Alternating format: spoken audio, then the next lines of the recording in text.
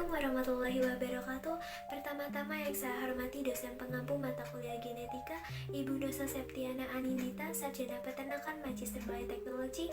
Pada kesempatan kali ini saya akan membawakan materi mengenai ekspresi gen. Sebelumnya perkenalkan, nama saya Sinta, saya mahasiswa semester 2 dari program studi bioteknologi Fakultas Sains dan Teknologi Universitas Aisyah Yogyakarta. Definisi ekspresi gen merupakan proses penerjemahan DNA di dalam sel menjadi RNA kemudian diteruskan menjadi sebuah protein. Nah, RNA fungsional tidak dikodekan untuk protein tetapi memainkan peran pentingnya dalam sintesis protein. Sintesis protein tertentu karena ekspresi gen yang berbeda menentukan suatu organisme fenotip.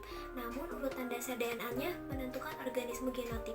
Mekanisme fungsi umum dari ekspresi gen yang pertama adalah untuk memantau dan mempertahankan jenis sel dengan karakteristik yang berbeda. Kedua, karena gen terdiri dari dua bagian pengkodean yang disebut ekson dan non pengkodean yang disebut dengan intron. Ketiga, untuk mensintesis protein atau molekul RNA karena sintesis dari protein melibatkan RNA dalam proses transkripsi dan translasi. Yang selanjutnya ada tiga bentuk RNA yang terlibat dalam proses transkripsi dan translasi dalam sel dapat dilihat pada gambar. Yang pertama ada messenger RNA atau mRNA yang membawa salinan gen yang akan diekspresikan dari nukleus ke ribosom, di mana gen tersebut dapat diterjemahkan. Yang kedua ada RNA ribosom, dan yang ketiga ada transfer RNA atau tRNA yang hanya dapat terdiri dari satu untai RNA yang terlipat karena pasangan basa. Setiap molekul tRNA ini membawa asam amino spesifiknya ke ribosom. Oke, di sini ada gen di mana DNA dalam gen berisi instruksi terdiri dari instruksi non coding urutan DNA dan kode untuk RNA. Nah, daerah pengkode gen disebut ekson, sedangkan yang tidak dikodekan disebut intron. Kode DNA terdiri dari basa nitrogen yaitu sitosin, adenin, guanin, dan timin. Kemudian, kombinasi pasangan basa yang berbeda akan menghasilkan asam amino yang berbeda pula. Karenanya, menghasilkan berbagai protein.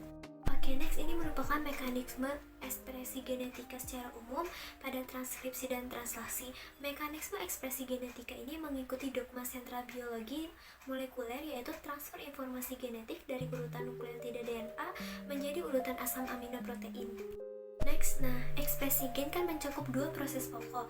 Yang pertama ada transkripsi, yaitu pembentukan RNA pada DNA cetakan dengan bantuan enzim RNA polimerase. Dan yang kedua ada transkripsi, yaitu penerjemahan urutan nukleotida mRNA dan menghasilkan urutan asam amino dalam sintesis protein nanti. Ini merupakan proses sintesis protein pada tahap ekspresi gen yang akan saya jelaskan secara singkat. Pertama, selama terjemahan mRNA meninggalkan nukleus, untai cetakan bergerak ke ribosom tempat ia menempel. Kedua, transfer RNA membawa asam amino bebas dari sitoplasma ke mRNA di ribosom. Kode pada mRNA membentuk pasangan basa komplementer dengan antioksidan dari molekul tRNA yang memungkinkan tRNA untuk menentukan asam amino. Asam amino spesifik terikat pada ujung lain dari molekul tRNA. Ketiga, molekul tRNA melekat pada mRNA melalui ribosom yang bergerak sepanjang untai mRNA. Saat ribosom menutupi dua kodon, dua molekul tRNA melekat dan ikatan peptida terbentuk di antara keduanya.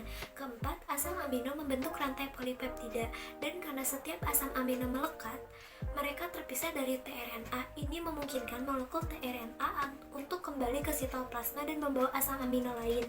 Kelima, protein rantai polipeptida yang terbentuk dapat diubah dengan menggabungkan rantai polipeptida atau menambahkan glucose fosfat atau karbohidrat.